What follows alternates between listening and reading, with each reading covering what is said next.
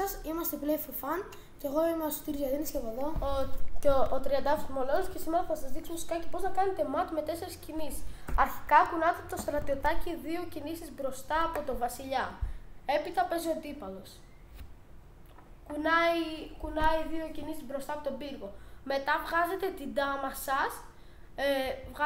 ντάμα σας, διαγώνια από τα αριστερά 1, 2, 3 βήματα. Έπειτα παίζει ξανά ο αντίπαλος.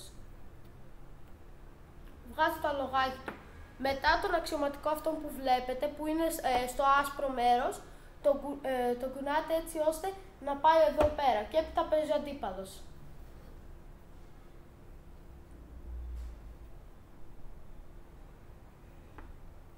Ο αντίπαλος κούνησε το αλογάκι και τώρα κοιτάξτε με μια κίνηση, η τέταρτη μου κίνηση, πώς θα κάνετε ματ.